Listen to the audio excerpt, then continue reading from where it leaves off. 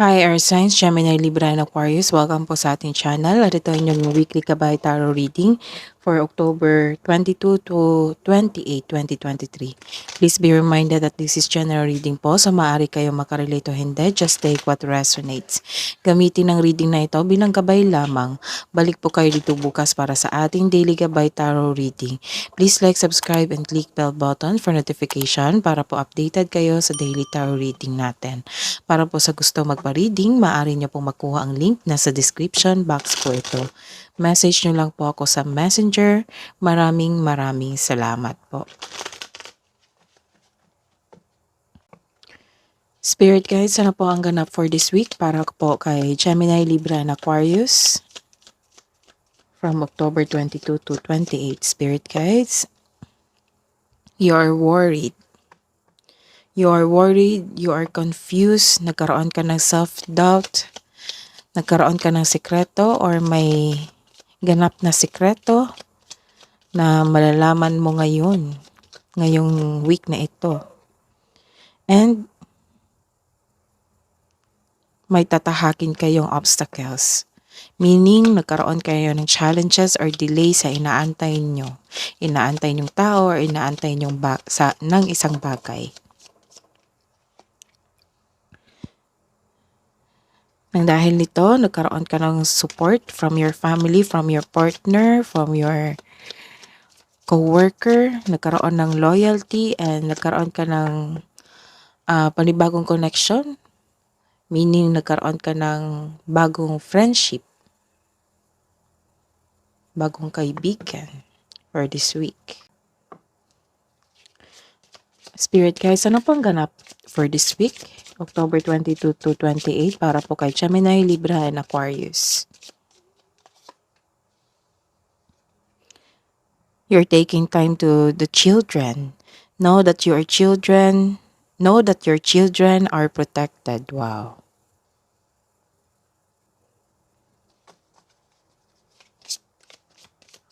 Spirit guides, message nyo po for this week para kay Gemini, Libra, and Aquarius.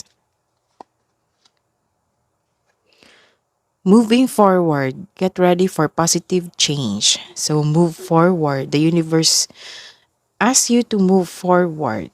So expect a powerful change.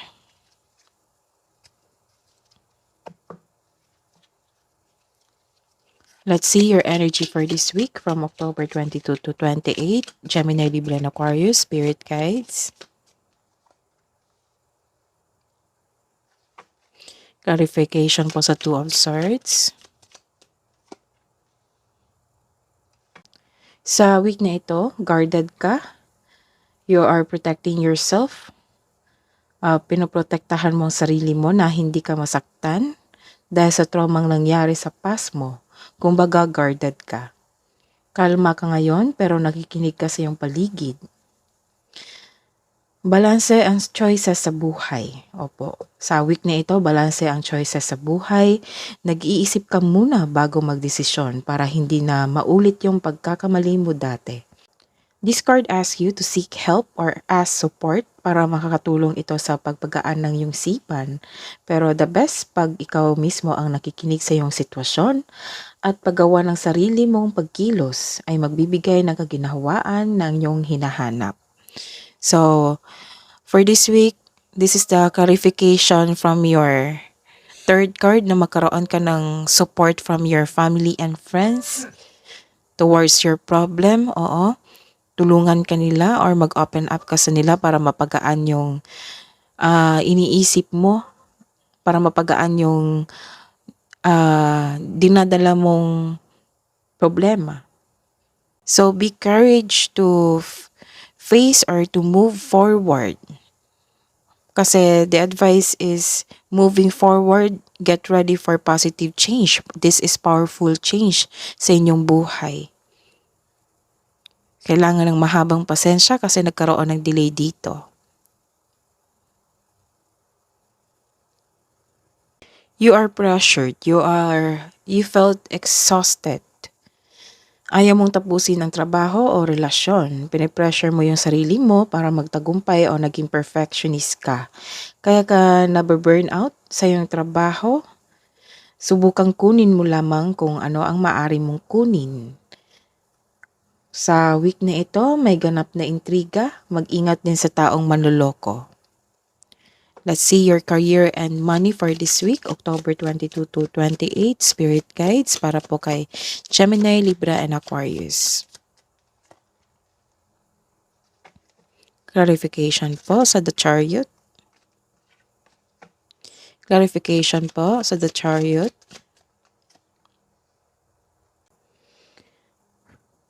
To achieve a success in career and money, kailangan mong mag-focus. Comes with determination and clear intention.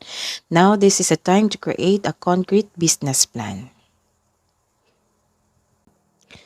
Granted yung manifestation nyo, nagkaroon ng solid beginning sa inyong kaperahan at sa buhay karera. May parating na masaganang panimula sa workplace mo. Maaring sa workplace mo ito or sa negosyo. Mag-ingat ka sa plano mo para magtagumpay ito. Ilan din dito,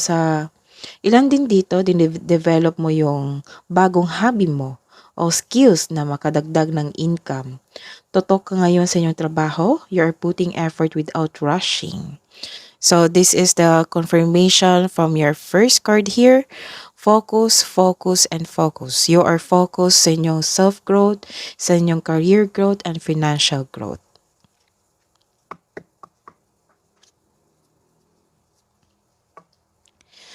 Let's see, Spirit Guides, love and romance po, self-love, partnership, and romance po para kay Gemini, Libra, and Aquarius ngayong October 22 to 28, 2023. Clarification po sa Seven of Swords.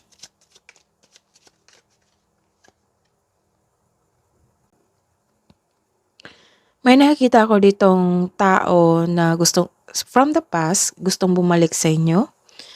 Ang taong ito na nangloko sa iyo, nagbabago na-enlighten na, nagkaroon siya ng guilty. Kaya gusto siyang humingi ng sorry sa inyo.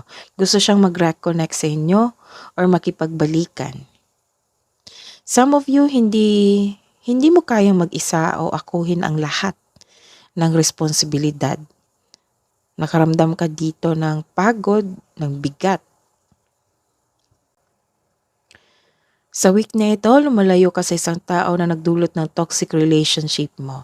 So this is the confirmation, hindi ka papayag na papasok tong past love nyo, na yung taong nanloko sa inyo na sirain ka ulit. Nagput ka ng boundaries, lumalayo ka sa kanya. Lumalayo ka sa hamon, lumalayo ka rin sa hamon ng pananalapi dito na inyong naranasan ngayon, ngunit may takot ka rin na bumalik yung naranasan mong hirap. So this is the confirmation also, 1, 2, 3, 4, na nagkaroon ng advice dito, message from the universe na focus and have faith. I-release mo yung naramdaman mo, palitan mo ng positibo na maka-motivate. Ma-motivate kayo ulit. Hidden truth. Ano po yung iniisip niya? Anong iniisip mo? Para po kay Gemini, Libra, and Aquarius ngayong October 22 to 28. Spirit guide sa mga single po. I want to be more than friends. I want to feel that way again. Sa mga may relasyon, I regret lying to you. See? This is from your past love. Nagsisisi na siya. Na nanloko siya sa iyo. I couldn't let you get close to me. Spirit guides, love message niyo po para sa mga single, Gemini, Libra, and Aquarius ngayong October 22 to 28. Focus your energy on one thing. Maraming focus dito, no?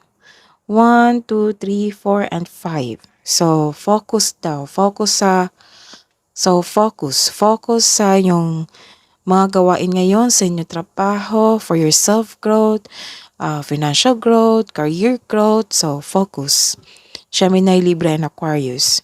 Yan yung message sa'yo from the universe. You need to focus and concentrate, opo, and move forward. And move forward, so claim this. Moving forward, get ready for the powerful change sa inyong buhay. Focus your energy on one thing. And things come and go, surrender to the universe. Spirit guys, message na po para sa couple natin na Gemini, Libra, and Aquarius ngayong October 22 to 28, 2023. Heart, you begin to feel your heartbeat faster when you are close. And marriage, a marriage of souls is a union of two divine counterparts blending together. It might be itong nangloko sa inyo, married na kayo. Opo, naghiwalay lang kayo kasi nangloko siya. It might be.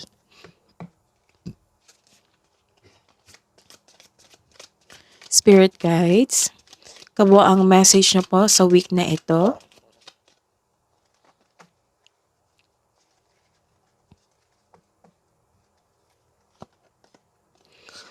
What do you need to release? Ano daw yung release mo? Yan ang tanong ng universe.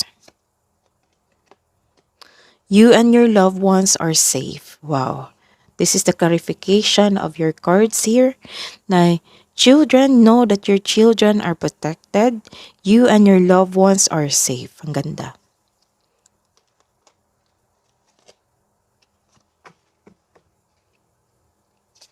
Angels message, guardian angels message, archangels message, spirit guides para po sa week na ito, October 22 to 28, 2023.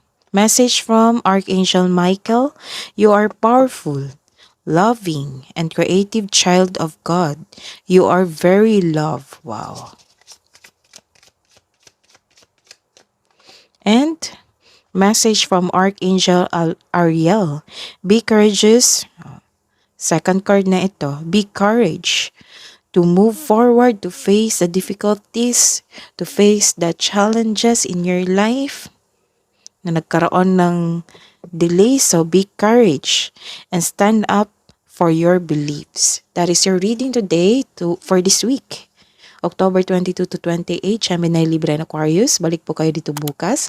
Please like, subscribe, and click bell button for notification para po updated kayo sa daily tarot reading natin. Maraming salamat po.